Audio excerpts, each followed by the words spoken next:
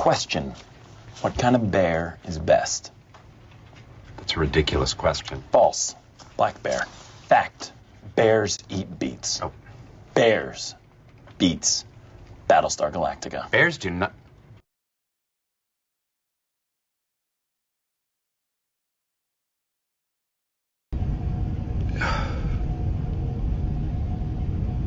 Duke, what's with the hair? You got aspirin? You should feel better momentarily, and your memory will slowly return. Duke, what's with the hair? The specific...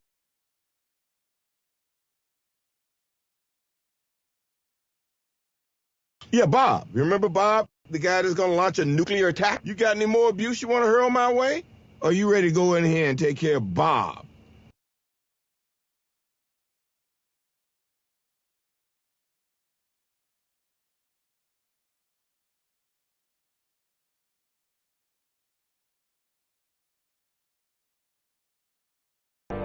What do you propose, Bob?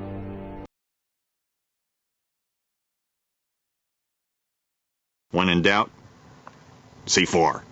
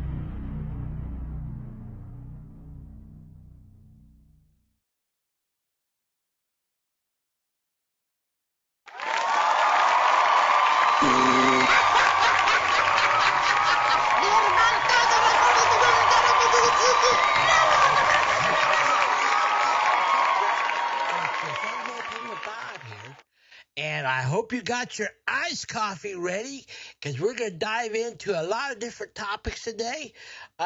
This may not be a real short one, but I mean, it may be a short one. I don't know how long it's going to be. It depends on whether or not if I get rambling or not. Anyway, so we got several things to talk about. We got up first, we're going to talk about Gina Carano and her situation. That has been ongoing for quite some time.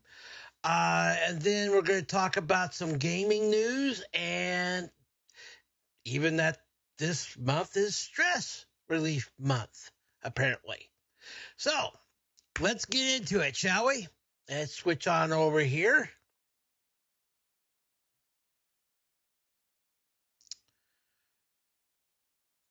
And for those of you who don't know, a couple years ago, Gina Carano played Cara Dune in the Disney show The Mandalorian.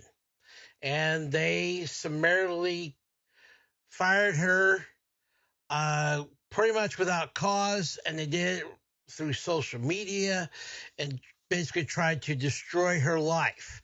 Well, with the help of Elon Musk, she has filed suit against Disney, and this is kind of an update that just happened this past week.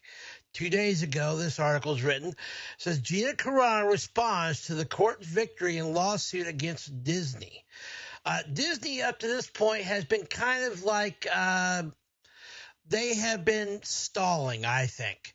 The last thing they want to do is they don't want discovery to happen, because that means then the court and everybody will have access to interoffice emails and things that can really come to light the truth of what really happened in the situation with Gina Carano and maybe even others, because Disney is still very much a DEI woke company, even if they claim they're not now.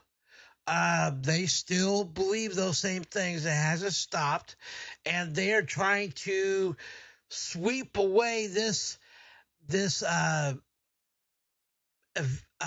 situation with Gina Carano. But I'm glad that Gina is sticking to her guns and insisting and fighting back with the help of Elon Musk and some lawyers to try to win against Disney's lawsuit, because ultimately I don't think she wants like any type of monetary settlement or anything like that. She wants the truth to be exposed. I think she wants her name back, which I get that. Your name and your honor and your credibility is everything in this world. Where people believe that or not, I believe that, and I know she believes that as well. So in this latest little thing about the court situation in this lawsuit for Gina Carano against Disney, Disney has done their best to try to prevent this from happening and going to discovery. They've tried to file motions to get it thrown out of court outright. Every time the judge has said, no, we're going to continue on. We're going to still proceed. So this article kind of details this, and we'll go into a little bit more about this too, because this is the biggest topic I wanted to talk about today, because I think it's important. I think it's eventually going to hopefully bring light to all this wokeness junk that people have been doing that is, in my opinion, wrong and not of God and is borderline racist.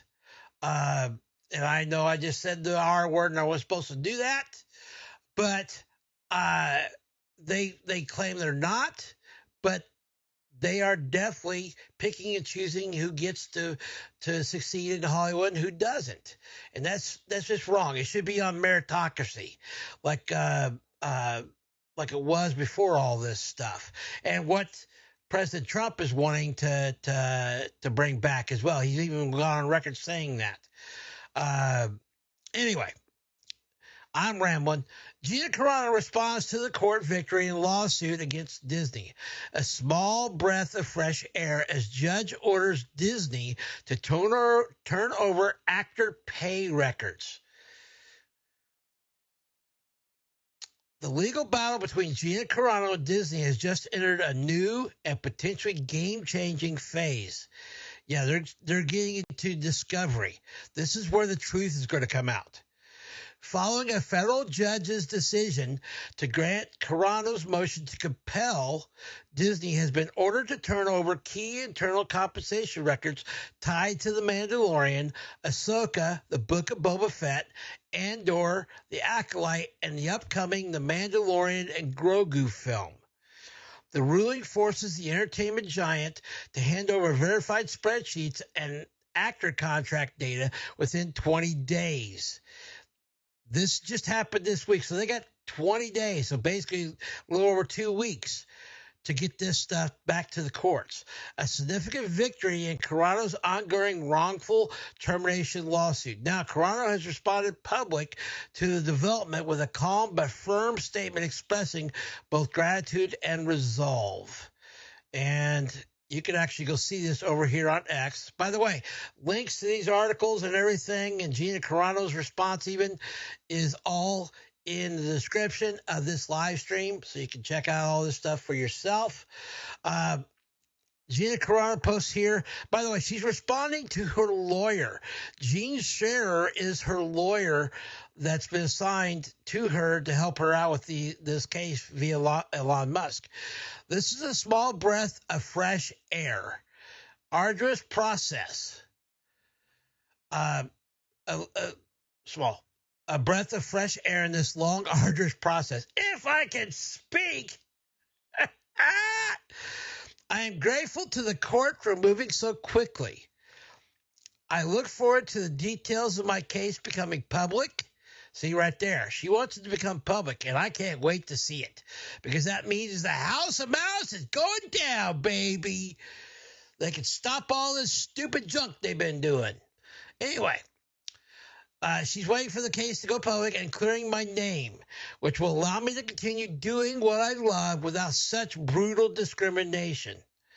I remain incredibly grateful for this opportunity to defend myself against this Goliath, a.k.a. Disney she's talking about. Thank you, Elon Musk and X.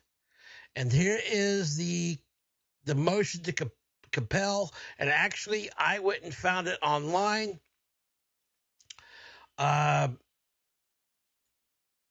I'm going to try to see if I can't zoom in on this. There we go. It's 4 pages long.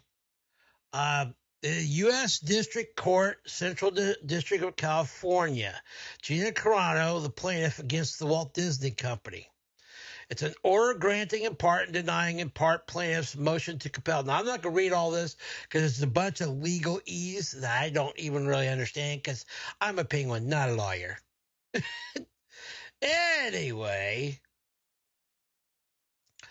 the plaintiff, Gina Carano, moves to compel production of documents within 7 days by defendant Walt Disney Company in response to a request for production, RFP 31, 62, 63, I don't know what those mean.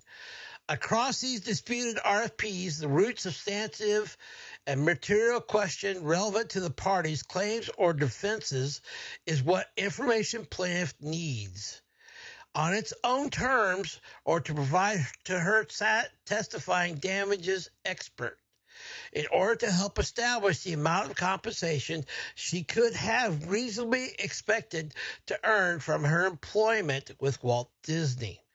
Basically, she got terminated at the end of season 2 of The Mandalorian. And what she's saying here is, if she had still been employed by Walt Disney through all this time, all the way up to the Mandalorian Grogu movie, which she would have been a part of as Cara Dune, she's got all this lost wages and so forth.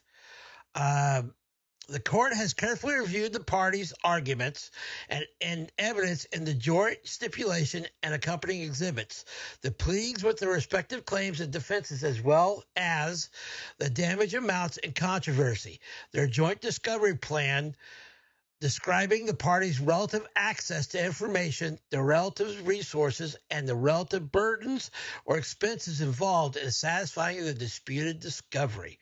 And not least, a substantive orders or other papers in the record establishing the materiality of the disputed discovery and resolving the important stakes at the issue in the action. Okay, basically what that means is this is the plan of discovery to get all these documents that are needed by the court to see the stamps, the loss of wages and the dealings that Disney did behind the scenes against Gina Carano. Based on that analysis, the court finds in the exercise of its discretion and judgment, in accordance with federal rules of civil procedure, The information outlined below is both relevant to the parties' claims, aka Gina Carano's claims, or defenses, and proportional to the needs of the case for plaintiff's compensatory damages calculation. Basically, in other words, these are the listings right here that all the things that she should have gotten if she was still employed by Disney. And those documents are needed by the court to prove that. As a result, the plaintiff's motion to compel production of said documents is granted in part only to the extent just detailed. In other words, the several things up above. In any substantive respect not explicitly addressed by this order, the motion to compel is otherwise denied without prejudice. In other words, it's only in the scope of this particular compel. But basically, in a nutshell, what it boils down to is Disney is not getting off the hook on this. They have to produce documents to the court, especially the compensation documents at this point, for discovery of the lost wages that Gina Carano got if she wasn't terminated incorrectly or wrongly, which I firmly believe 100% she was wrongly terminated, and the way they did it was completely wrong. They shouldn't have done it that way. Either way, there is a YouTuber I like watching from now and then, and he really likes to dive in and talk about Gina Carano's things because he actually knows her and hangs out with her. It's a guy named Jay from Drunk 3PO, and he made a little 4-minute video. We're going to watch that and discuss this. He goes in a little more detail than I do on this because he is definitely within the know. But I kind of like to stay abreast of what's going on with Gina Carano because of the fact that I really liked her character, for one, and the other thing is I don't like seeing people being destroyed by cancel culture. And this is, in my opinion, this was wrong what Disney did. They went out of her way to try to destroy her livelihood. She can't work in Hollywood because of Disney. She's been blacklisted because of this termination by Disney, the wrongful termination of it. Anyway, so let's watch what Jay's got to say about all this. Here we go. Another update from the Gina Carano versus Disney Lucasfilm lawsuit. In the last video that is probably linked above here, if you did not know, Disney was kind of holding. By the way, Jay's Drunk 3PO's video, link to this video is in the live stream. So, and I encourage you to go out and subscribe to Drunk 3PO's YouTube page. He's a good YouTuber, I think. And he claims to be a Christian, which is even better. I do know he doesn't cuss. So, information back. So they had to get a court order to get that information, and then the trial was pushed back to next year. All this crazy stuff. Disney's just trying to keep it quiet, you know, but we're going to bring you all the news, even if it's just a little bit. So make sure you subscribe. Yeah, I forgot about that. This is one of those things that Disney tried to, in some of the filings or appeals to the court, they tried to get it pushed to next year. They originally tried to get it thrown outright. And we've talked about that in the past, but in this case, they tried to, most recently, tried to get it pushed back to a year. I'm not sure why, other than maybe just to give them more time to try to see if they can get this to go away. Because what it boils down to is Disney knows that there is wrongdoing here. They know there's dirt, and they want to keep it covered. They want to keep the skeletons in the closet. And the court, I love this, the court is not allowing that. They're seeing right through this ploy, and they're saying, nope, we need to proceed ahead. Love it. And Jay's talking about right here, go ahead and subscribe to his channel because he keeps up to date on this stuff. Here, and we're going to go right to Gina's attorney, who just tweeted this out. And I'm also going to link the article from that park place in the top of the description. So if you want to read for yourself and see everything that's been going on, if you need to get caught up, you do an excellent job over there. I have down in the now let's get into it. I just read Discovery motion granted. That's right. In the Gina Carano case against Disney, the court is forcing Disney to turn over information about how the stars like Pedro Pascal, Rosario Dawson, and others from The Mandalorian and other Disney Plus Star Wars shows and the following upcoming movie, The Mandalorian and Grogu, were compensated for their roles. Oh my gosh, we're going to get all that information? If that's going to come out in Discovery for the public, are we going to get that information? My goodness. That'd be cool. I know. I know Disney does not want that out there. But no, wait, they there's do more. Not. Disney must produce verified spreadsheets showing actors' pay across multiple shows. Key evidence that will help show the financial harm that Disney imposed on Gina when it unfairly and unlawfully terminated her. Correct. While the court's order did not give Gina access to everything she was looking for, it made clear we can seek further evidence on actor compensation if our expert concludes such evidence is still necessary after we review what Disney produces in response to this order. The court also requires Disney to move. I can tell you this much right now. Disney is going to give the bare minimum on all this. They don't want that information out to be public, what they've done. They know they've done wrong. They know they were underhanded in their dealings and termination of Gina Carano. They don't want people to know what they've been doing. So they're going to give the bare minimum. And I'm glad to see that this lawyer that's working, Gene Scherer, that's working on Gina's behalf, is going after them and saying, if this is not enough, we'll go back for more. And it looks like to me the judge is so far, not that the judge is on Gina's side. I think he's on the side of law and order, of course. But he seems to be agreeing for the moment with this lawyer that, Disney needs to come forth there with the information. And this makes perfect sense. If you got fired wrongfully someplace in your job, and you had the resources, you decide to sue that company, well, guess what? One of the things that they would probably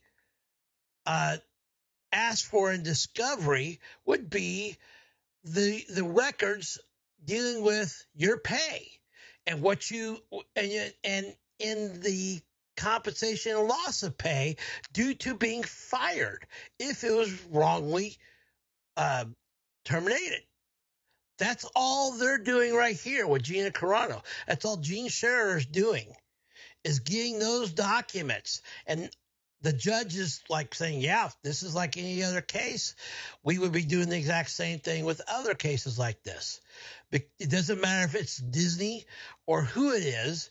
If there's underhanded and shady dealings on how someone got terminated, this is the kind of stuff that would be released. I know this because I had a situation to where I never went to court. It never got that far. But I used to be a high school teacher.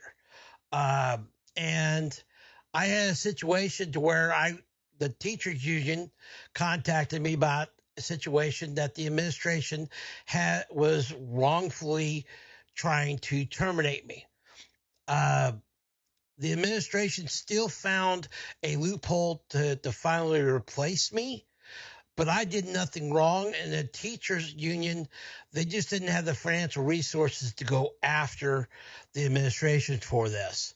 But they did everything they could to try to save my job. And end result was it got proven that I was not guilty for anything. What it boiled down to is the administration was trying to do budget cuts so they could pay for a new football field. Go figure. Anyway, nevertheless, that kind of stuff got my pay and so forth that I would have lost. Everything was brought up during those particular not hearings but meetings with administration and teachers union on my behalf. So if that just happens at a school level, I can imagine it's going to happen in a federal court case, in this case for Gina Carano. And I'm glad to see it because I'm hoping that means she'll get what she wants. She wants the truth to be revealed, and she wants her name cleared. Move quickly, giving them only 20 days to comply with the order.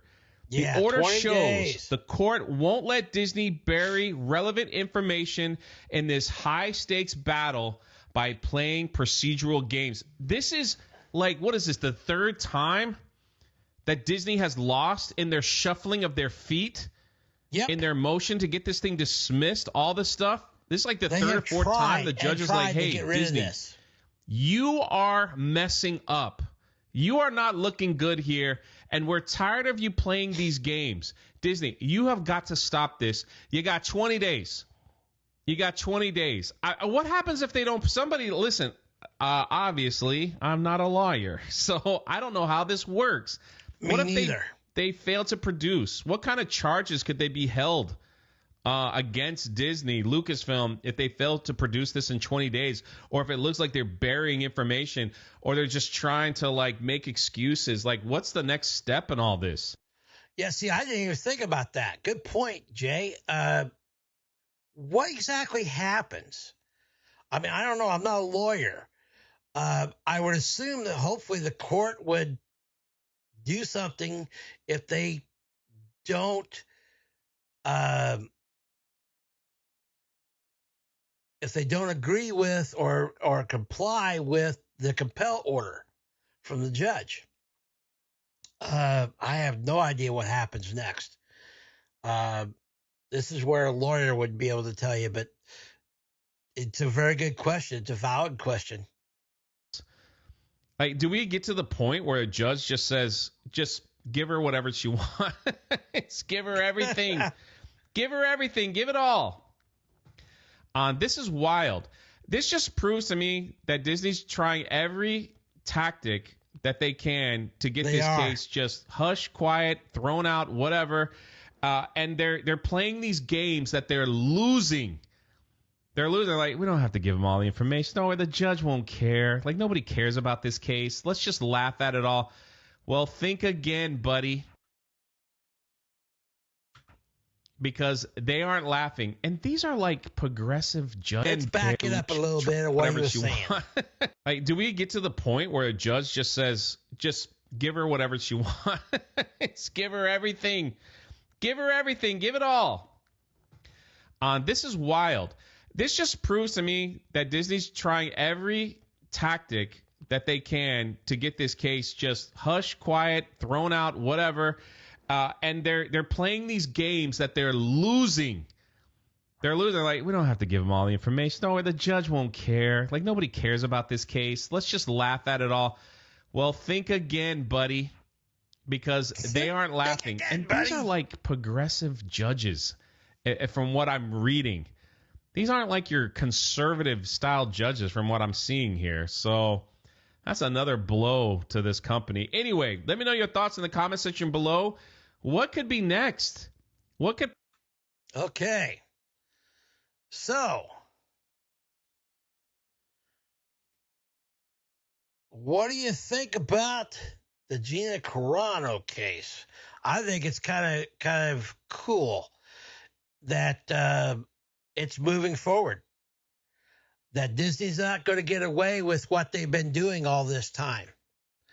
That they are going to have to, well, they're going to have to face the music. The judges, even though they're progressive, they are sticking with the law, which is great. It's what they should do, regardless if they're conservative or progressive.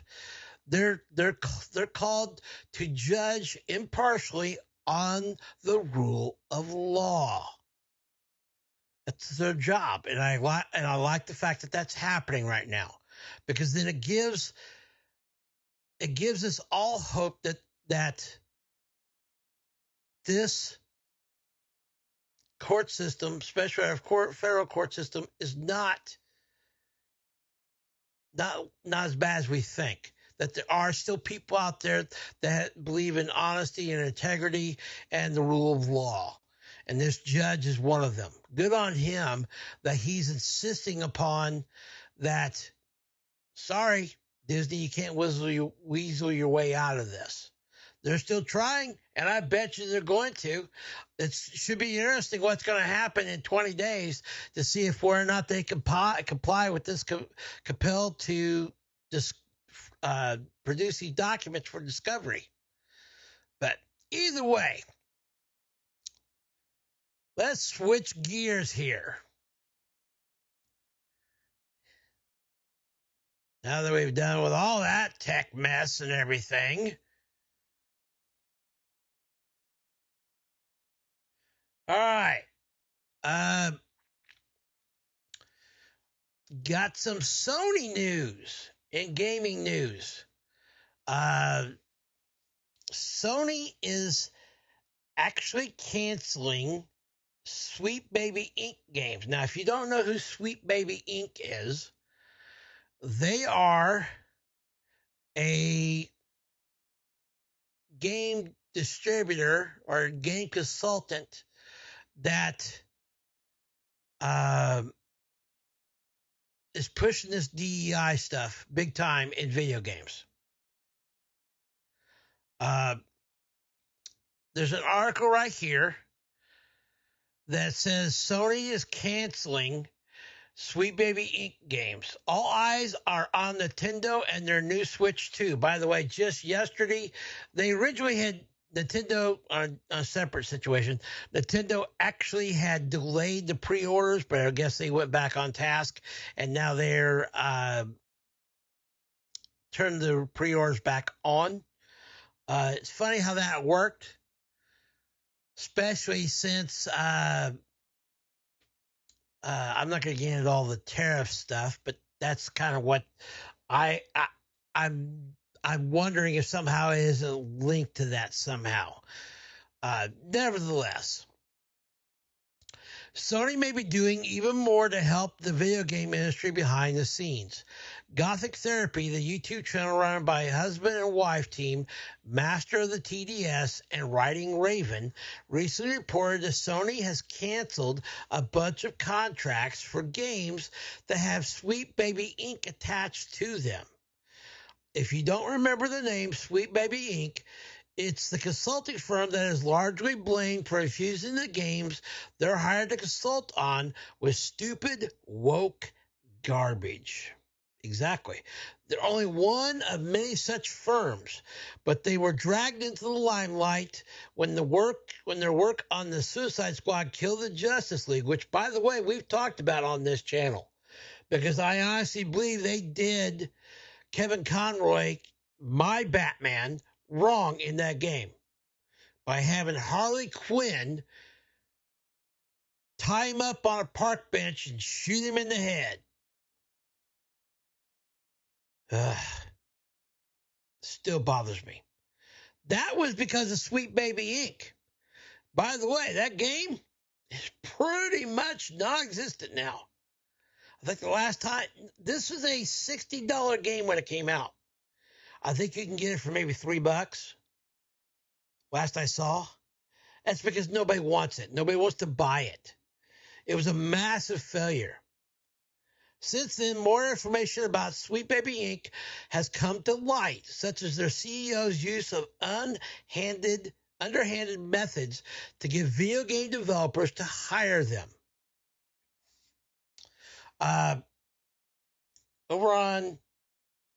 There's an article right here, and both of these articles are linked. I'll go back to the other article here in a minute. But I want to talk about what is Sweet Baby Inc.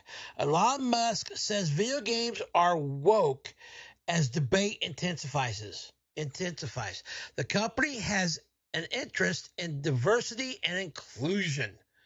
However, it's been accused of steering the direction of the games they work on to promote wokeness. 100% they are doing that. They did that on Starfield when released. Alan Wake 2. Sable is another one. Despite its obscure-sounding name, Sweet Baby Inc. is a consultancy company that works with video game developers on the story, script, and characters of their titles. It was formed by a couple of former Ubisoft employees. Oh, imagine that. Ubisoft. Kim Belair and David Bedard. Games worked on by the company include Alan Wake 2, Assassin's Creed Valhalla, and Sable, an impressive roster for a small consultancy. With work with clients, other game devs, or our own in-house team to help improve their story in a way we can. The company has also an interest in diversity and inclusion on multiple fronts. As Bedard has, I don't know if I'm saying his name correctly, Bedard has discussed on that podcast. We've been trying for a long time to get parts of our contracts to up-and-coming writers so they can get credits and turn into employment down the line. Shocker. So what is wrong with Sweet Baby Inc.? Certain small but loud sections of the online gaming fandom, me included, accuse Sweet Baby Inc.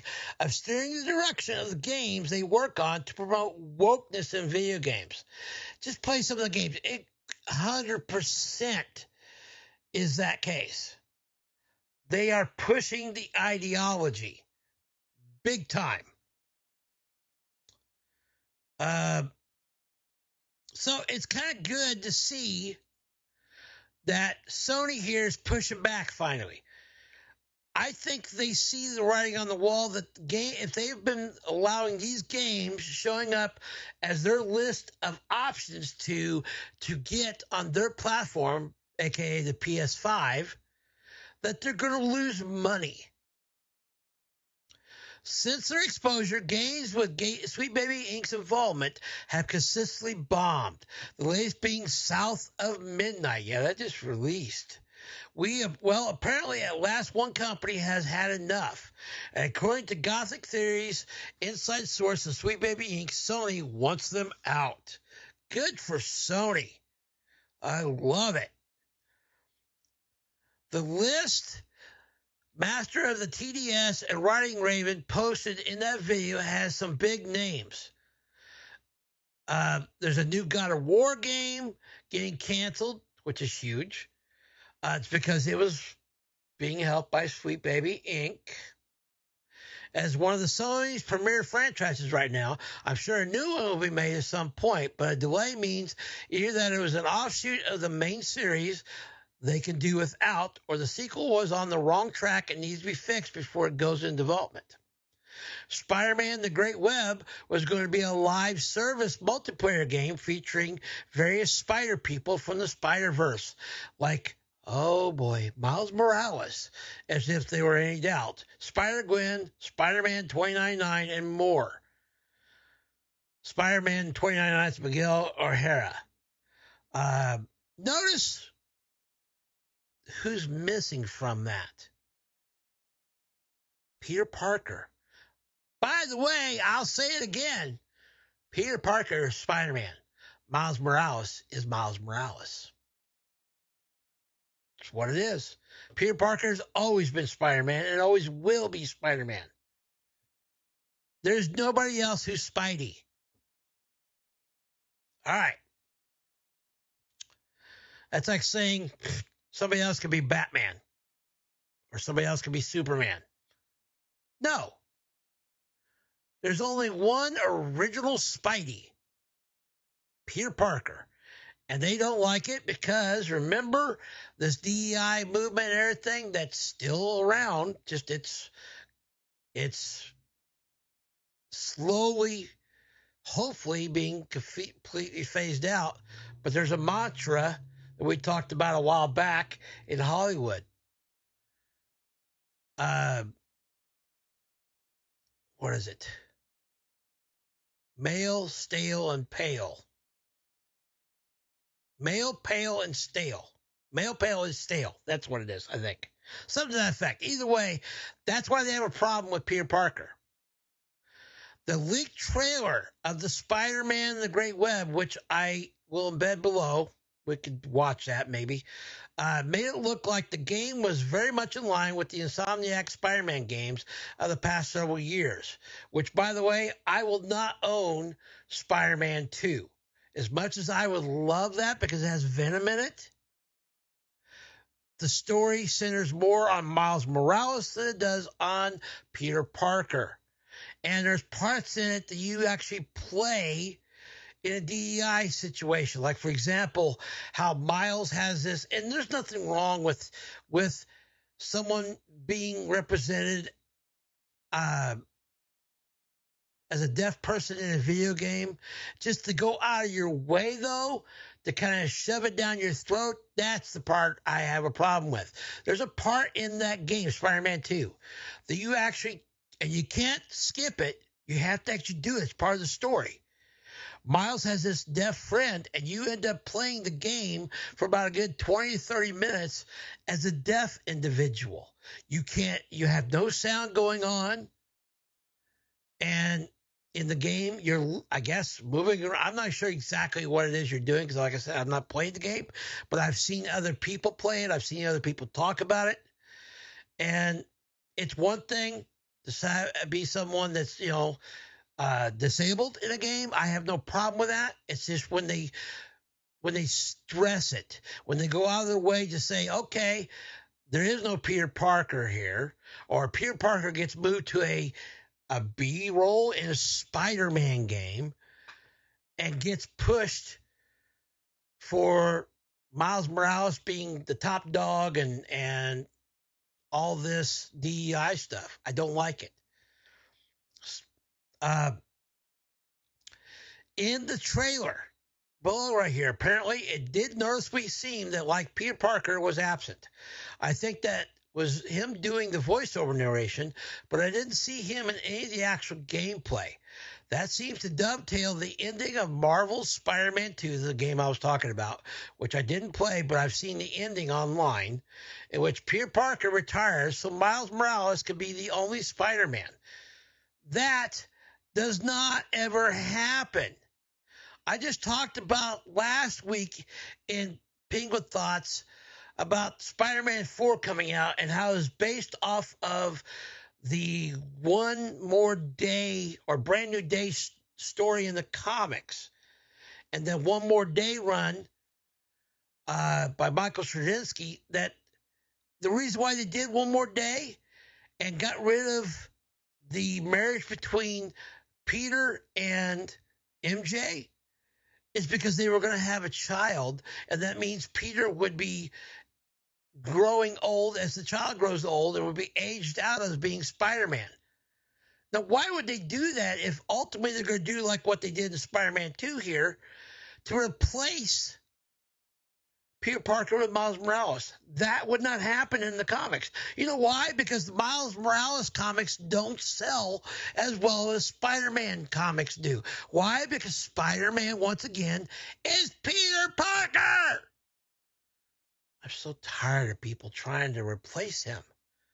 He's been Spider-Man ever since Stan Lee created him. Stan Lee didn't create Miles Morales. He created Peter Parker as Spider-Man. Interesting. While removing Peter from Miles was clearly the intention, Peter's voice actor, Yuri Lowenthal, later revealed that Peter would be a more active participant than people assumed, which suggests that this sea change had been in the works for a while. I'm not really interested in watching the trailer, actually, to be honest with you. You can go watch it yourself. The link to this article is down in the description, and obviously you can see that the trailer's right here if you want to go see it, but I don't want to see it because of Sweet Baby Inc. Okay? According to that Park Place, Marvel's Spider-Man 2 sold about half of what Marvel's Spider-Man sold.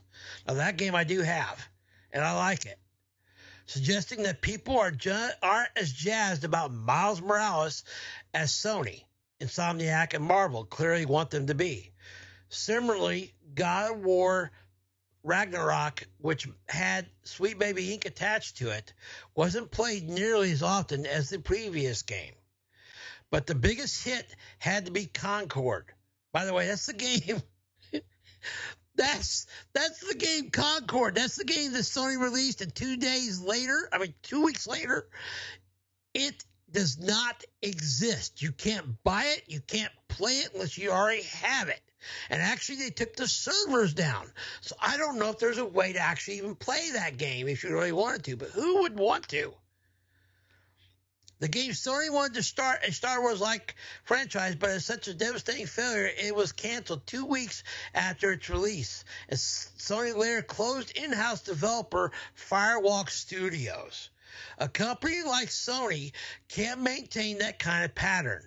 They have to course correct.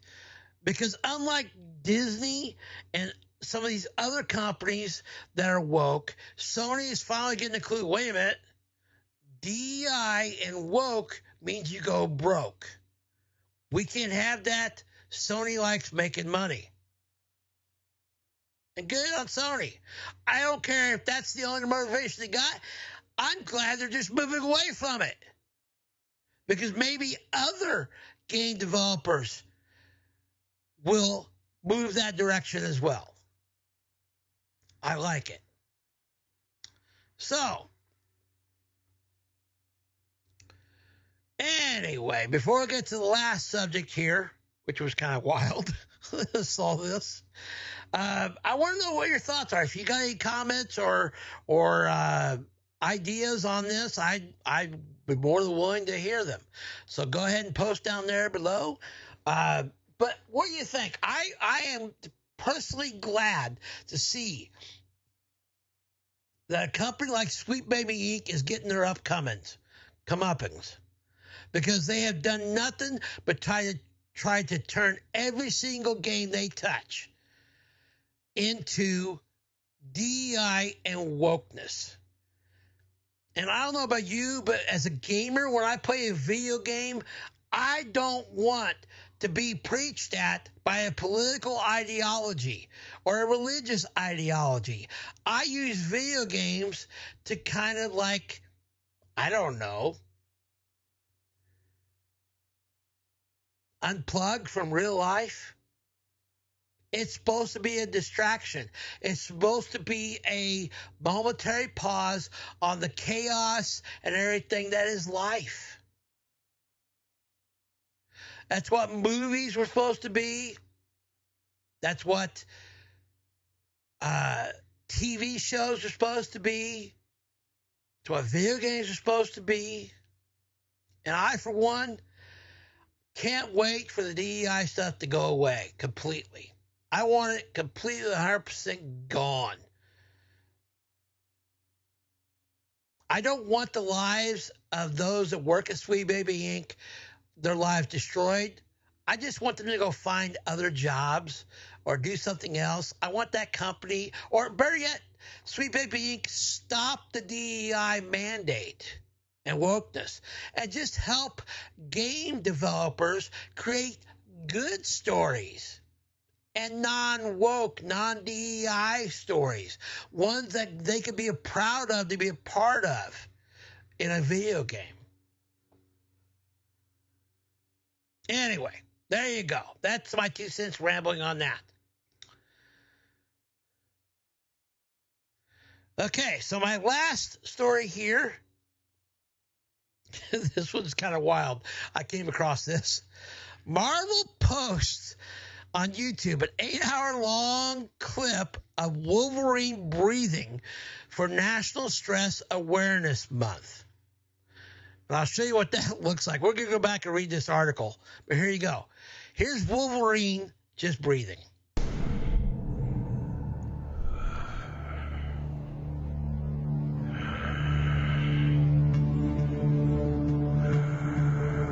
link to this down in the description if you just want to watch 8 hours of Hugh Jackman as Wolverine breathing.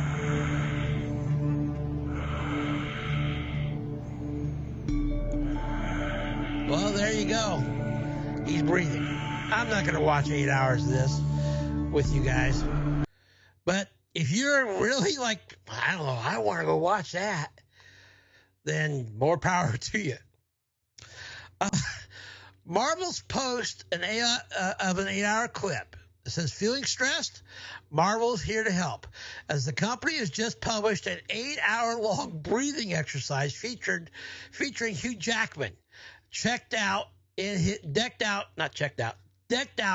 his costume from last year's Deadpool and Wolverine movie, standing menacingly and breathing into the camera. All to celebrate this month is National... Actually, let me scroll in so you can see a little bit better on this. Zoom in on it. It's National Stress Awareness Month. The video cheekily labeled Marble Ambiance. So if you're feeling stressed, you can put this on in the background, just listen to me breathe.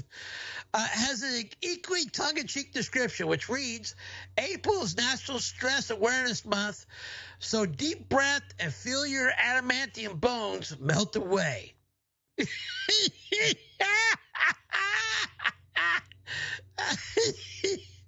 you didn't know, Wolverine's bones are made of adamantium in the comics. Despite its dumbfounding context, the clip has already raked in over 200,000 views on YouTube. And actually, I'm curious what it is now. It's at 430,000 views and it was released 2 days ago. That's wild. It seems hearing Jackman growl in their ears for 8 hours straight really does help Marvel fans de-stress after all. To complete his menacing stare and gravelly breaths, the entire clip is backed by tense Marvel music, which can certainly be meditative for some. Those who stick around to watch its entire lengthy runtime are even treated to a few jump scares scattered throughout, which sees Jackman recreating the iconic pose from the cover art of the original 1982 comic book, which is what this is right here. And that was actually in my thumbnail of this live stream. Accompanied by sudden loud music, sure to give the unaware a jolt. With Jackman's appearance as Wolverine almost a year after release of Deadpool and Wolverine, and 5 months from the movie's premiere on Disney Plus, it's unclear if this is a sign that the duo will return to the MCU or not. Who knows? Nevertheless, it's breathing with Wolverine. And so let me get to one last thing here I want to talk about. If you're feeling stressed, first off, I apologize. Somebody's mowing the lawn outside. I don't know if you can hear that or not, but I can. So right here, this is my last thought of this. If you happen to be feeling stressed, one of the best things you could do is turn to God's Word. And here's a good verse to help you. It's found in Matthew chapter 11, verses 28 through 30. And I'm going to read it to you right here. It says, Then Jesus said, and this reading in the New Living Translation, then Jesus said, Come to me, all of you who are weary and carry heavy burdens, and I will give you rest. Take my yoke upon you. Let me teach you, because I am humble and gentle at heart, and you'll find rest for your souls. For my yoke is easy to bear, and the burden I give you is light. So there you go. There are a lot of different passages in the Bible that can help you with stress and things that are going on in your life. That just happens to be one of my favorites, Matthew chapter 11, verses 28 through 30. And I will put a link to that verse in the description. I haven't done that yet, but I will, because this was kind of an afterthought. But anyway, I am going to stop yammering here, and I did say this might be a short one, and it is. This little penguin is going to head out, and I just want to say that if you are stressed, let me know. I will pray for you. It may be weird to have a penguin pray for you, but I'm being sincere. This life can be stressful. We all have problems and issues day to day that we're dealing with, and they could be sometimes overwhelming. And one of the best things you can do for yourself is to find someplace alone and talk to God. There's something about talking with God and telling him your problems and the things you're dealing with can be very calming. So anyway, I love you. I'm the crazy penguin named Whataboutbob. I'm a little geeky penguin. And I'm out the window because the door's shut. And I'll catch you guys in the next one. Later, peeps.